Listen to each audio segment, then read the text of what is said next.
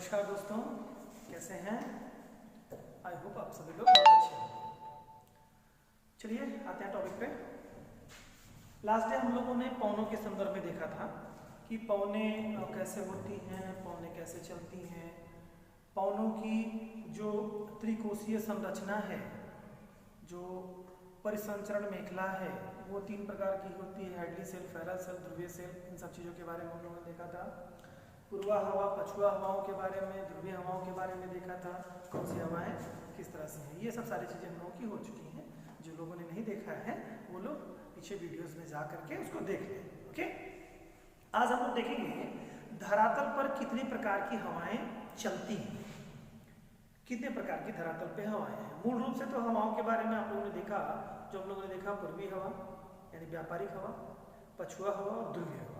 अगर हम देखें पूरे ग्लोब में तो ये मूल रूप से चलने वाली महत्वपूर्ण हवाएं हैं। लेकिन इसके अलावा और भी बहुत सारी हवाएं हैं जो कि स्थल विशेष पे, घाटियों में चलती हैं, या कहीं कहीं पे ऐसा होता है कि जहाँ की ऐसी कुछ संरचना, स्थलीय संरचना ऐसी होती है, रेगिस्तानी क्षेत्र है, पहाड़ी क्षेत्र है, तो वहाँ पर भी कुछ हवाएं लोकल स्तर पे बहुत छोटे हिस्से में, बहुत कम अक्षांशों पर उन हवाओं का विस्तार होता है, वो भी चलती हैं।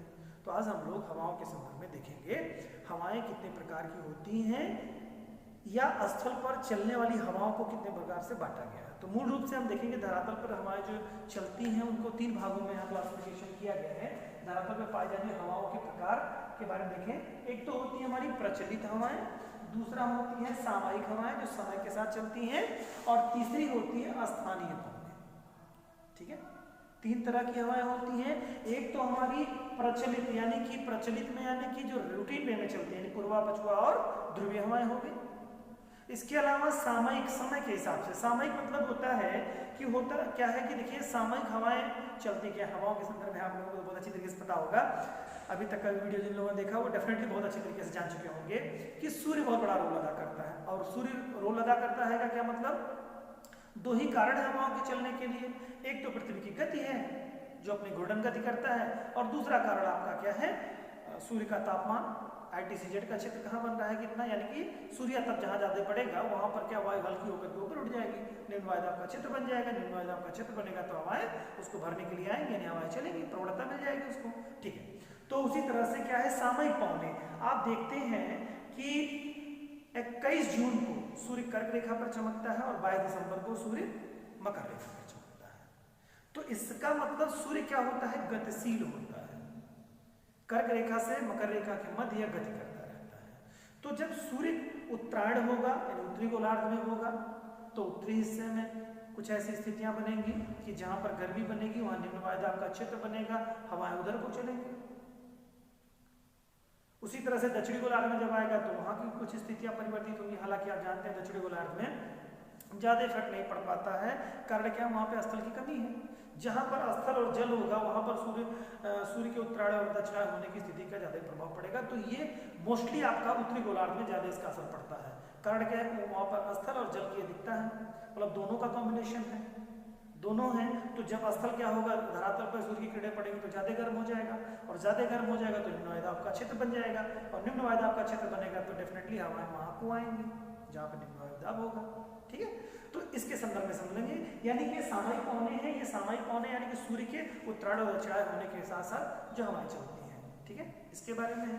और इसके अलावा स्थानीय पौने हैं जो स्पेशली एक क्षेत्र विशेष में चलती है, जैसे पहाड़ी क्षेत्र हो, पर्वतीय क्षेत्र हो, है ना, तो रेगिस्तानी क्षेत्र हो, इस तरह के होते हैं। आज वाले वीडियो में हम लोग मूल रूप से देखेंगे प्रचलित पौनों के बारे में और सामयिक पौनों के बारे में। अगले वीडियोस में हम लोग देखेंगे स्थानीय पौनों के संदर्भ में। ठीक है, तो स्थानीय पौने भी 2 प्रकार की होती हैं, एक तो गर्म पौने और ठंडी पौने। ध्रुवीय क्षेत्रों से जो चलेंगी वो ठंडी पौने होंगी, और जो रेगिस्तानी गर्म वाले क्षेत्रों से चलेंगे गर्म पौने होंगे। तो उसके बारे में हम लोग नेक्स्ट वीडियो में चर्चा करेंगे। तो यहाँ पर मैंने बता दिया गर्म हवाएं और ठंडी हवाएं। ठीक है, तो ये लोकल स्तर पर कहीं पर्टिकुलर चलती है। आज हम लोग देखेंगे प्रचलित पौने और सामयिक पौनों के बारे में। प्रचलित पौनों के बारे में आप लोग लास्ट वीडियोस में देख चुके हैं, पढ़ चुके हैं। उसमें हम लोगों ने देखा था व्यापारिक पौने, पूर्वा पौने या सन्मार्गी पौने, या इन्हीं को इंग्लिश में ट्रेड विंड्स भी कहते हैं, ये होती हैं। इनका जो क्षेत्र होता है उष्णकटिबंधीय क्षेत्र है 30 से 35 डिग्री उत्तरी अक्षांश से लेकर के और आपका कर्क रेखा के मध्य में जो सॉरी विषुवत रेखा के मध्य जो चलती है, दोनों गोलार्धों में आप देखेंगे, उनके बारे में आपने लास्ट वीडियो में बहुत डिटेल हम लोगों ने बात की है। आज यहाँ संक्षिप्त इसके विषय में हम लोग बात करेंगे। तो क्या चलती है ये 30 से 35 डिग्री से लेकर के उत्तरी और दक्षिणी से लेकर के आपका डोलड्रम वाले क्षेत्रों तक आती है, यानी कि इक्वेटर के पास आती है, भूमध्य रेखा के पास आती है। ठीक है, उन क्षेत्रों में चलती जो हवाएं वो क्या होती है, पूर्वा हवाएं या व्यापारिक हवाएं या सन्मार्गीय हवाएं या ट्रेड विंड्स के नाम से जाते हैं। ठीक है, देन इसके बाद में 35 डिग्री उत्तर और दक्षिण से लेकर के 60 डिग्री उत्तर और दक्षिण के मध्य में जो हवाएं चलती है वो पश्चिम हवाएं होती हैं। ठीक है, और देन इसके बाद में 65 डिग्री से लेकर के 80 डिग्री से लेकर के 65 डिग्री के मध्य में जो हवाएं चलती हैं उत्तरी और दक्षिणी गोलार्ध में ध्रुवीय हवाएं कहलाती हैं। ये दोनों डिग्री ये प्रचलित हवाएं कहलाती हैं। ठीक है, ये सिस्टम मतलब जो है ये साल भर मतलब पूरे वर्ष भर ये अनावरत अपनी कंडीशन को बनाए रखती है। अब इन्हीं क्षेत्रों में यानी कि कौन से क्षेत्रों में, यानी पूर्वा हवाओं के क्षेत्र में, पछुआ हवाओं के क्षेत्रों में, अगर स्थल या ध्रुवीय क्षेत्रों में, पवनों के क्षेत्रों में जहां पर स्थल जल की अधिकता होगी, स्थल होगा जल होगा, डेफिनेटली इस क्षेत्र में भी होगा, यानी पूर्वा हवाओं के क्षेत्र में, यानी कि 0 से 35 डिग्री के मध्य के हिस्से में उत्तरी दक्षिणी और 35 से लेकर 60 डिग्री उत्तरी और दक्षिणी, और फिर उसके बाद में आपका 80 डिग्री तक उधर के हिस्से में, दोनों हिस्सों में क्या होगा, स्थल और जल होगा ना। तो डेफिनेटली देखिए क्या होता है कि एक खासियत आप जान लीजिए, स्थल की खासियत होती है कि जल्दी गर्म होता है जल्दी ठंडा होता है, और जलीय क्षेत्र की खासियत होती है, यानी समुद्री क्षेत्र की, महासागरीय क्षेत्र की खासियत होती है कि देर में गर्म और देर में ठंडा। तो जब देर में गर्म होगा देर में ठंडा होगा तो उसका एक अपना असर होगा, ये चीज आप ध्यान में रखिएगा। तो यानी कि प्रचलित पवने वाले जो क्षेत्र हैं उन्हीं क्षेत्रों में स्थल की और जल की अधिकता के आधार पर कुछ हवाएं, सामयिक हवाएं मिलती हैं, चलती रहती हैं। इसमें असर होता है क्या, अब क्या होता है कि स्थलीय क्षेत्र है या जलीय क्षेत्र है, इनमें असर तभी पड़ता है जब सूर्य उस क्षेत्र विशेष में आए या उस क्षेत्र विशेष में ना आए। आप जानते हैं कि 6 महीने सूर्य उत्तरायण रहते हैं और 6 महीने सूर्य दक्षिणायन रहते हैं। 21 मार्च से लेकर के 23 सितंबर तक सूर्य उत्तरायण की स्थिति में रहते हैं और 23 सितंबर से लेकर के फिर 21 मार्च तक क्या वो दक्षिणायन की स्थिति में रहते हैं, यानी दक्षिणी गोलार्ध में रहते हैं। तो जब ये 6 महीने सूरज उत्तर के हिस्से में रहेगा और 6 महीने सूरज क्या दक्षिण के हिस्से में रहेगा, इसका असर पड़ेगा। तो इन्हीं के कारणों से सामयिक पवने, या इसको देखेंगे सामयिक पवनों को फिर हम 3 क्लासिफिकेशन के आधार पर देखते हैं। सामयिक पवने एक तो मौसमी पवने होती है, मानसूनी पवने जिन्हें कहते हैं, मानसूनी पवने या मौसमी पवने। ठीक है, दूसरे होते हैं स्थलीय तथा जलीय समीर और पर्वतीय और घाटी समीर। यह जो तीनों हवाएं आती हैं इसमें सूर्य का ही सबसे बड़ा रोल है। सूर्य जहां जाएंगे वहां पर निम्न वायुदाब का क्षेत्र बना देंगे, जहां पर उनकी किरणें सीधी पड़ेंगे और वहां को हवाएं आएंगी। ठीक है, तो आज हम लोग इसी की डिटेल करेंगे बेटा। देखते हैं सामयिक पवनों में क्या होता है। एक्चुअल में क्या होता है कि आपने ग्लोब पे देखा होगा कि भारत की जलवायु के बारे में, हम लोग भारतीय हैं तो थोड़ा इसके बारे में, भारत की जलवायु सबसे आदर्श जलवायु, एक बात आप जान लीजिए, सामयिक पवनों के जो सबसे अच्छे उदाहरण मिलते हैं वह दक्षिण और दक्षिण पूर्व एशियाई क्षेत्रों में ही मिलते हैं। मानसूनी पवनें यही चलती हैं, बाकी और किसी कंट्री में आप देखेंगे तो वहां पर हवाएं तो चलती है लेकिन मानसूनी पवनों का असर सिर्फ यहीं और यही देखने को मिलता है। और ये अगर मानसूनी पवनें अगर ना होती तो आज भारत की जो वर्तमान कृषि प्रधान देश की जो अर्थव्यवस्था हमारी है वो शायद इतनी अच्छी नहीं हो पाती। हम लोग इसमें भी चर्चा करेंगे, फिर इसके बाद में आगे के टॉप में एल नीनो ला नीनो के बारे में भी देखेंगे, दक्षिणी दोलन जो क्या है ये स्थिति भी हम लोग देखेंगे। लेकिन आज हम लोग बात करते हैं मानसूनी पवनों की। तो मानसूनी पवनों के बारे में मैंने आपको बताया 21 मार्च को सूर्य उत्तरायण की स्थिति में पहुंचते हैं, गोलार्ध उत्तरी गोलार्ध में प्रवेश करते हैं और 21 जून को क्या होता है कर्क रेखा पर सीधे चमकते हैं और 23 सितंबर तक ये बने रहते हैं। ठीक है, फिर पुनः वो कर्क रेखा पर, भूमध्य रेखा पर आते हैं और दक्षिणी गोलार्ध की तरफ जाएंगे। तो आप जान लीजिए मानसूनी पवनों की खासियत होती है कि ये 6 माह तक इनके चलने की दिशा परिवर्तित रहती है। अब परिवर्तित रहती है का क्या मतलब है, जब सूरज उत्तरी गोलार्ध में जाएंगे तो आप जानते हैं एक बात, उत्तरी गोलार्ध में स्थल की क्या है अधिकता है। स्थल की अधिकता होगी तो मैंने अभी आपको बताया कि जब सूर्य की किरणें स्थल और जल दोनों पे पड़ती है तो सबसे ज्यादा पहले जो गर्म होता है वो क्या, स्थल गर्म हो जाता है। और भारत के संदर्भ में एक चीज आप जान लीजिए, भारत का जो दक्षिणी हिस्सा है वो क्या है, प्रायद्वीपीय पठार है। तो प्रायद्वीपीय पठार जो है आपका वो मूल रूप से क्या है, पठारी हिस्सा होता है, यानी कि वो ऊंचा हिस्सा होगा। और ऊंचे हिस्से जब होंगे तो यानी कि काफी हद तक जो हिस्सा है वो आप देखते हैं कि काली मिट्टी वाला क्षेत्र मिलता है, ठीक है, काली मिट्टी का क्षेत्र है। तो यहाँ पर क्या सूर्य की किरणें इजिली बहुत आसानी से, मतलब तो आपका उत्तरायण की स्थिति भी रहती है, सीधी पड़ती भी है, तो खूब गर्मी अचीव करता है। तो निम्न वायुदाब का क्षेत्र जो है बन जाता है कहाँ पे बेटा, उत्तरी गोलार्ध में, ठीक है, उत्तरी गोलार्ध के भारत वाले हिस्से में। तो लगभग 6 माह तक ये क्या स्थिति होती है कि हमेशा गर्मी बनी रहती है और वहां पर निम्न वायुदाब का क्षेत्र बना रहता है।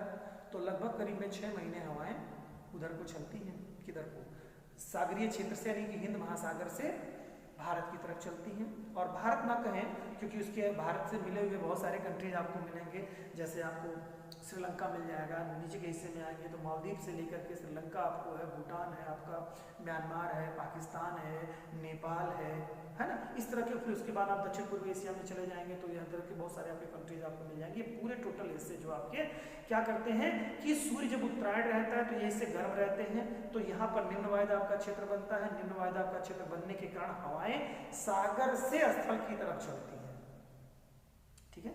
तो यहाँ पर देखिए कुछ बात हमने देखी है कर, और ये देखिए मानसूनी हवाएं जो चलती हैं इनका जो क्षेत्र होता है ये हमेशा कर्क और मकर रेखा के मध्य होती है, यानी कि इनका जो हिस्सा बनेगा वो पूर्वा हवाओं के जो क्षेत्र हैं, व्यापारिक हवाओं के क्षेत्र हैं, इन्हीं में ही पड़ेगा, ठीक है। आगे के टॉपिक में जब मानसून हम पढ़ाएंगे तो मानसून में इस बात के बारे में हम बाई फिगर आपको बहुत अच्छी तरीके से इसको बताएंगे, लेकिन ये बातें अभी यहाँ पर आप ध्यान रखिए।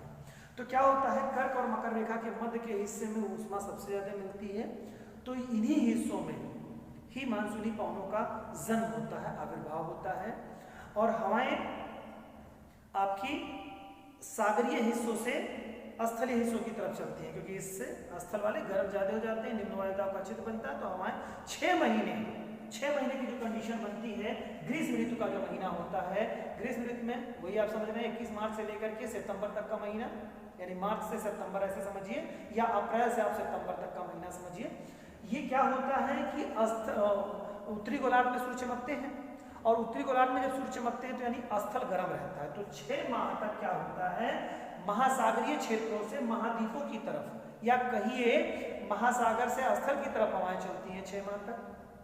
यही आपकी जो हवाएं हैं, आपकी हवाएं जो ग्लोब में आपने देखा था, मैं थोड़ा आपको बता दूं, यहाँ पर आपने ये देखा था कि ये जो आपका इक्वेटर है, इक्वेटर के बाद के हिस्से में हम यहाँ बात कर रहे हैं। अगर इस हिस्से में भारत की जो स्थिति बनती है कमोबेश ऐसे बनती है, ये भारत आपका इसी गोलार्ध में पड़ेगा। अब यहाँ पर जो हवाओं की दिशा है बेटा, ये होनी चाहिए हवाओं की दिशा, लेकिन होता क्या है एक्चुअल में, हवाओं की दिशा में इन्हीं मानसूनी पवनों के कारण और सूर्य की स्थिति के कारण हवाओं की दिशा परिवर्तित हो जाती है। ये देखिए हमारा ये पड़ रहा है आपका, ये 30 से 35 डिग्री वाला क्षेत्र है आपका ग्लोब का, और यहाँ पर जो मैं बता दे रहा हूँ आपको 30 से 35 डिग्री का क्षेत्र, 30 से 35 डिग्री का क्षेत्र जो बन रहा है बेटा, यहाँ पर हवाओं की दिशा इधर है, लेकिन मानसूनी पवनों में क्या हो जाता है भारत के लिए, आपने जब भी देखा होगा मानसूनी पवनों के बारे में, तो वहां देखा होगा कि दक्षिण पश्चिम मानसून से मानसूनी वर्षा, यानी कि यहाँ पर भारत में जो हवाएं आती हैं वो इस रूप में आती है। हवाओं की दिशा यहाँ पर, यानी कि ये जो पूर्वा हवा या व्यापारिक हवा है, यहाँ इसकी हवा की दिशा बदल जाती है। कैसे बदलती है और आप यहाँ पे समझिएगा। इसमें देखिए होता क्या है कि हवाओं की दिशा होती है एक्चुअल में इधर से इधर को, इधर से इधर को, ये आपका 0 डिग्री है, 0 डिग्री चांस वाला देखा, इधर से इधर को होती है, लेकिन हवा क्या हो जाती है यहाँ पर अपोजिट हो जाती है, अपोजिट हो जाती है। तभी तो होगा, क्योंकि ये दिशा अगर देखेंगे, ये आपका उत्तर है, ये दक्षिण है, ये पूरब है और ये पश्चिम है, तो हवा आती कहाँ से है, उत्तर पूरब से आपकी आती है। एक्चुअल में व्यापारिक हवाओं की दिशा किधर को होगी, दक्षिण पश्चिम की तरफ होगी, लेकिन यहाँ पर मानसूनी पवनों में भारत के संदर्भ में अगर हम देखें या दक्षिण पूर्व एशिया या दक्षिण एशिया के संदर्भ में देखें, तो हवाओं की दिशा क्या हो जाती है, अपोजिट हो जाती है। हवाएं कहाँ से चलने लगती हैं, यहाँ पर दक्षिण पश्चिम से उत्तर पूर्व की ओर चलने लगती है। ठीक है, तो ये होता क्यों है, क्योंकि सूर्य जो है उत्तरायण जब रहते हैं तो भारत वाले हिस्से को काफ़ी गर्म कर देते हैं, या भारत के आसपास के जो कंट्रीज हैं उनको खूब ज़्यादा गर्म कर देते हैं, तो हवाएं महासागरों से स्थल की तरफ चलती हैं। 6 माह तक हवाएं क्या होती हैं, जल से स्थल की तरफ चलती हैं या महासागर से स्थल की ओर चलती हैं। ठीक है, तो ये होता है 6 माह तक की जो स्थिति इनकी बनती है, यानी ग्रीष्म ऋतु में क्या होता है, समुद्र से महाद्वीप की तरफ या महाद्वीप या स्थल की ओर चलती है। ठीक है, इसी तरह से 6 माह जो शीत ऋतु आती है तब सूरज क्या हो जाते हैं बेटा, दक्षिणायन हो जाते हैं, यानी कि उत्तरी गोलार्ध। ध्यान समझिएगा, दक्षिणायन हो जाएंगे जब सूरज सितंबर के महीने में 23 सितंबर के बाद सूरज जो है दक्षिण की तरफ चले आते हैं, दक्षिण गोलार्ध की तरफ चले आते हैं, और ये बने कब तक रहते हैं, मार्च के महीने तक। ठीक है, तो यानी कि दक्षिणी हिस्सा गर्म होगा। अब उत्तरी हिस्से में क्या होगा कि स्थल को गर्मी नहीं मिल रही होगी, तो स्थल को जब गर्मी नहीं मिलेगी, उत्तरी गोलार्ध में नहीं मिलेगी गर्मी, तो क्या होगा, इसका मतलब ये है कि स्थल बहुत गर्म नहीं होगा। और आप जानते हैं सागर की क्वालिटी है, ये अपना टेम्परेचर बहुत ज़्यादा ना तो घटाता है ना ही बहुत ज़्यादा बढ़ाता है, यानी इसका मॉडरेट टेम्परेचर बना रहता है। तो उस समय 6 महीने तक क्या होगा, हवाएं जो है स्थल से जल की तरफ चलेंगी, यानी कि जो व्यापारिक हवाओं की एक्चुअल जो दिशा थी वो मेंटेन हो जाएगी। समझ गए होंगे मेरे ख्याल से बात को।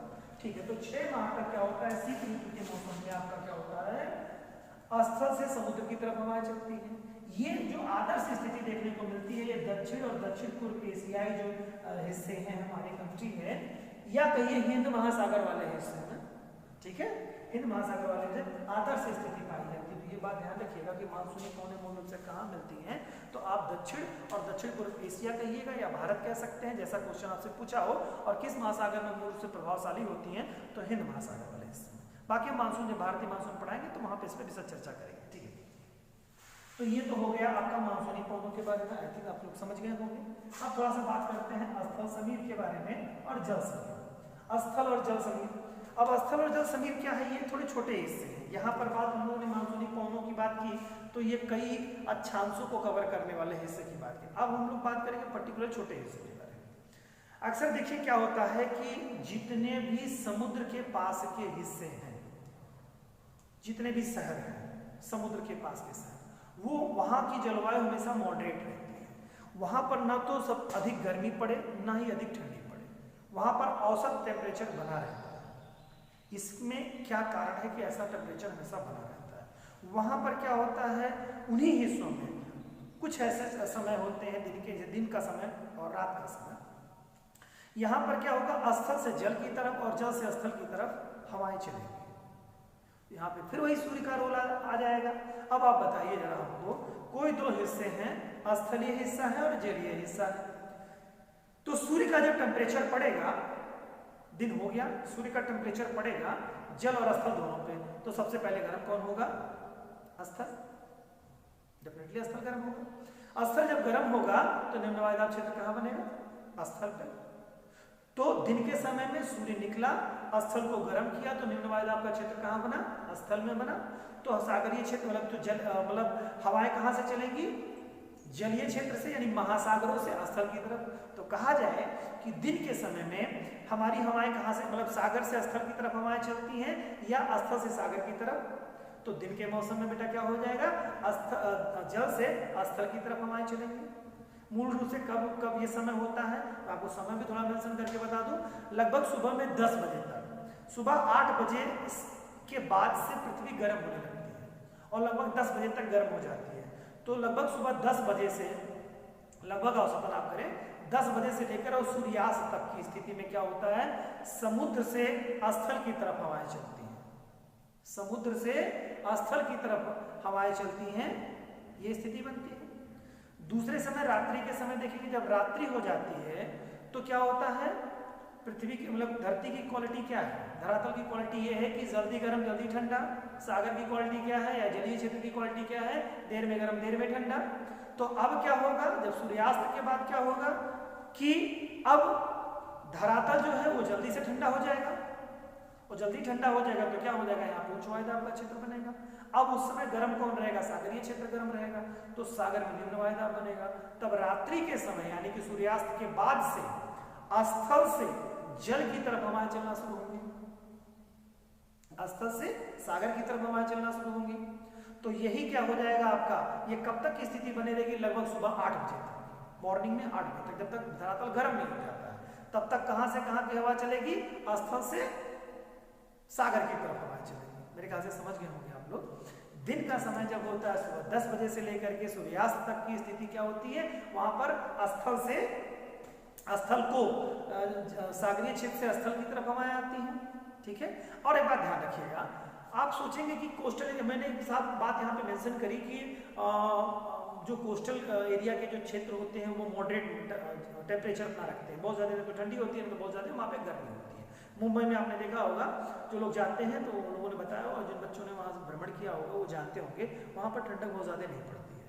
ठीक है, ना ही बहुत ज़्यादा गर्मी होती है। उसके पीछे का कारण यही है, यही जो हवाएं हम आप लोग देख रहे हैं, पढ़ रहे हैं, ये बड़ा रोल है। अब होता क्या है, दिन के समय में टेम्परेचर स्थल का ज़्यादा हो जाता है, तो क्या होता है, सागर से हवाएं आती हैं। तो सागर से जब हवाएं आएंगी बेटा, वो भी गर्म क्षेत्र है, लेकिन अपेक्षितया उससे कम गर्म क्षेत्र है, मतलब स्थल से अपेक्षितया कम गर्म क्षेत्र है ना, ठंडा क्षेत्र तो है नहीं सागर का। तो वहां से जो हवा आएगी वो औसत मतलब औसत गर्मी लिए रहेगी, यानी बहुत ठंडी नहीं होगी ना ही बहुत गर्म होगी। तो क्या करेगी, वहां जब हवा आएगी स्थल भाग में तो एक शीतलता एक तरह से प्रदान करेगी, बहुत ज्यादा स्थल गर्म होने के बाद में भी बहुत ज्यादा गर्मी का एहसास नहीं होगा। ठीक है, और फिर उसके बाद में क्या होगा, रात्रि के समय जब स्थल से जल की तरफ हवाएं जाएंगी तब भी टेम्परेचर का मतलब एक बैलेंस बना रहेगा। तो ये कारण है कि ज्यादा ना तो गर्मी ना तो ज्यादा ठंडी स्थलीय क्षेत्रों में बनती है। अब ये क्या होता है, दिन के समय में ध्यान रखिएगा, दिन के समय में हवाएं सागर से स्थल की तरफ आती हैं, तो जहां से हवा चलेगी उस हवा का वही नाम होगा। अगर स्थल से, ध्यान सुनिएगा, स्थल से जल की तरफ जा रही है तो उसको स्थलीय समीर कहेंगे, और जल से स्थल की तरफ आ रही है तो जलीय समीर कहेंगे उसको, या महासागरीय समीर कहेंगे यहाँ पे। तो ध्यान रहे इस बात को, दिन का समय है, मैं सवाल आपसे पूछ रहा हूं कि दिन का समय है और उस समय हवा सागर से स्थल की तरफ आ रही है, तो दिन के समय कौन सी समीर चलती है, महासागरीय समीर होगी, डेफिनेटली महासागरीय समीर होगी।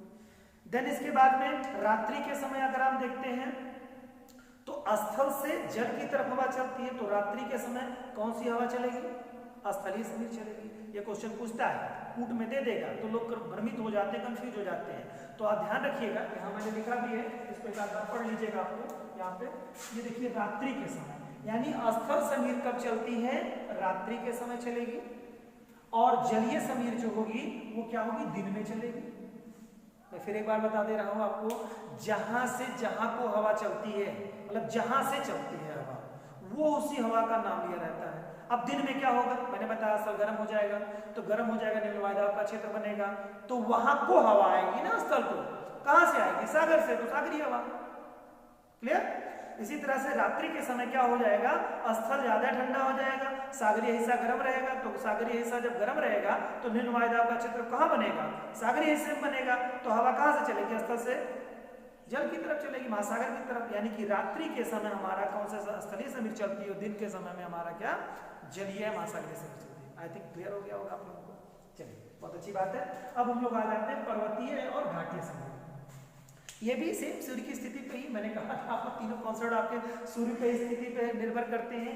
ये आपका क्या होता है, ये लंबा समय लेता है, दीर्घामी 6 महीने का समय, 6 माह का समय लेता है, 6 माह का, 6 माह तक ये मानसून को बनाए रखता है। ये वाला समीर जो है आपका 24 घंटे वाला, स्थल से जल वाला जो हिस्सा है, ये 24 घंटे वाली स्थिति क्रिएट करता है ना, क्योंकि 24 घंटे में लगभग 10 घंटे 12 घंटे की स्थिति स्थल से जल की तरफ और जल से स्थल की तरफ हवाएं चलेंगी।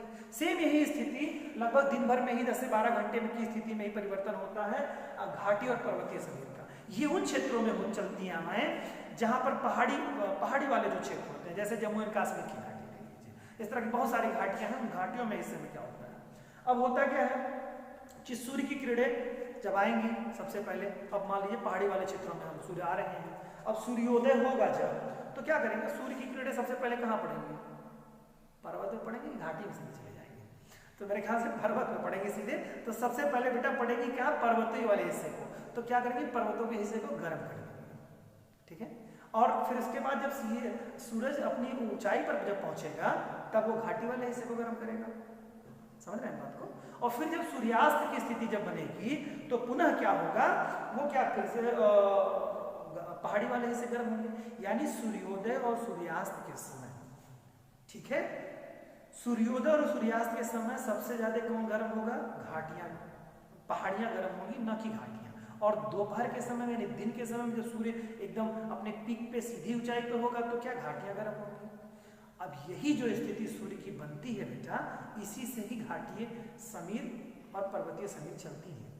कैसे चलती है, अब आप थोड़ा समझिएगा कॉन्सेप्ट को, कि जब सुबह के समय सूर्य की किरणें, ध्यान समझिएगा, सुबह के समय सूर्य की किरणें किस पे पड़ेंगी, पहाड़ी पे पड़ेंगी, पहाड़ी गर्म होगी, तो पहाड़ी गर्म होगी तो क्या होगा, निम्न वायुदाब का क्षेत्र बनेगा, तो हवा कहां से कहां को चलेगी, घाटी से पर्वत की तरफ चलेगी सुबह के समय। समझ रहे हैं ना बात को, सुबह के समय घाटी की जो हवाएं हैं वो घाटी से पर्वत की तरफ चलेंगी। क्यों चल रही है, क्योंकि पहाड़ी गर्म हो जा रही है ना, गर्म हो जाएगी तो निम्न वायुदाब का क्षेत्र बनेगा। निम्न वायुदाब आपने पढ़ा है, निम्न वायुदाब जब जहां बनता है वहां को हवा जाती है, ठीक है, वहां को जाती है उच्च वायुदाब से, यानी कि घाटी में उच्च वायुदाब रहेगा तो वहां पर हवा जाएगी, यानी सुबह के समय जो समीर होती है वह घाटी से पर्वत की तरफ चलेगी, ठीक है। शाम के समय में क्या होगा, शाम के समय में भी क्या होगा, घाटी मतलब जो है आपका पहाड़ी गर्म हो जाएगी तो घाटी से पहाड़ी की तरफ चलेगी, यानी सुबह और शाम की स्थिति में, ठीक है।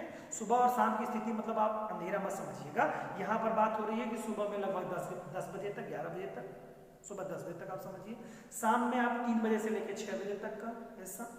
इस समय क्या होगा, घाटी से पर्वत की तरफ हवाएं चलेंगी, और फिर दिन में जब होगा तो सूर्य की किरणें जब लंबवत पड़ेंगी घाटी में तो उस समय घाटी गर्म हो जाएगी, तो उस समय क्या होगा, निम्न वायुदाब का क्षेत्र घाटी में बनेगा, तब पर्वतों से घाटी में हवाएं चलेंगी। मेरे ख्याल से समझ गए होंगे आप लोग। तो यही चीजें होती हैं, इसी का ही नामकरण कर दिया जाएगा घाटी समीर, पर्वतीय समीर। अब देखो फिर यहाँ पर वही कंडीशन आएगी, कौन सी, पिछले वाले में कि स्थलीय समीर है कि जलीय समीर है, उसी तरह से घाटी समीर और पर्वतीय समीर किसे कहेंगे, जब जहां से हवा चलेगी वहां उसका नामकरण होगा। तो सुबह और शाम के समय में कौन सी हवा चलेगी, मतलब घाटी समीर चलेगी, पर्वतीय समीर चलेगी, घाटी समीर चलेगी, डेफिनेटली घाटी से हवा आ रही है, यानी सुबह और शाम के समय में, यानी कि सुबह में 10 बजे तक और शाम में आप 3 से 6 बजे के मध्य में जो हवाएं चलेंगी वो क्या होंगी, आपकी घाटी से, घाटी समीर के नाम से जाने जाएंगी। और दिन के समय में जब सूर्य की किरणें घाटी को खूब गर्म कर देंगी तो क्या होगी, हवाएं पर घाटियों से, पहाड़ियों से घाटी की तरफ चलेंगी, तो यानी वो पर्वतीय समीर के नाम से जाना जाएगा। यहाँ पर देखिए हमने कुछ बात बताई है, और ये चीजें क्या होगी, मूल रूप से देखिए ये तो सीक्वेंस तो आपका सुबह से शाम का स्थिति बना, ये तो कंडीशन आपकी ऑलमोस्ट बनती है, लेकिन अगर इसको ही हम अगर 12 घंटे में कन्वर्ट कर दें, ये तो बात समझ गए होंगे आप लोग, अगर हम इसको 12 घंटे में कन्वर्ट कर दें, यानी सुबह जैसे दिन और रात की स्थिति में कन्वर्ट कर दें, तो दिन वाले और रात वाले स्थिति में अगर हम देखेंगे तो कहाँ का हिस्सा कैसे बनेगा। सेम यही जो कंडीशन मैंने सुबह शाम आपको बताया है, इसी सुबह शाम को आप रात्रि में मान लीजिए, यानी पर्वतीय क्षेत्र रात्रि के समय में जो है स्थिति इनकी बनेगी, कैसे बनेगी, इसे रात्रि के समय में क्या होगा, पर्वत से घाटी की ओर, रात्रि के समय में, रात्रि का समय जब होगा तो क्या होगा, जैसे सबसे ज्यादा अब जल्दी से गर्म और जल्दी से ठंडा कौन होगा, पर्वतीय क्षेत्र होगा ना, घाटी वाला हिस्सा देर में गर्म देर में ठंडा, भाई उसको गर्म होने में टाइम लग रहा है ना, तो देर से गर्म देर में ठंडा। तो यहाँ पर क्या होगा, रात्रि का जो समय हमारा बनेगा, यहाँ पर रात्रि के समय में, यहाँ पर रात्रि का जो टाइम होगा, घाटियां क्या है, देर में गर्म हो रही, देर में ठंडी होगी, तो वहां पर क्या होगा, रात्रि के समय में भी पहाड़ियां जल्दी ठंडी हो जाएंगी।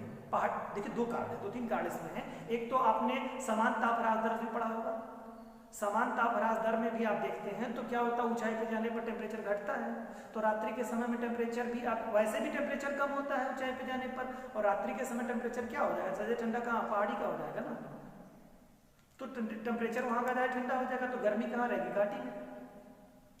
तो रात्रि के समय कहाँ से चलेगी, पर्वतीय समीर चलेगी ना, पर्वत से कहाँ को आएगी, स्थल की तरफ आएगी, क्योंकि निम्न वायुदाब का क्षेत्र यहाँ रहेगा।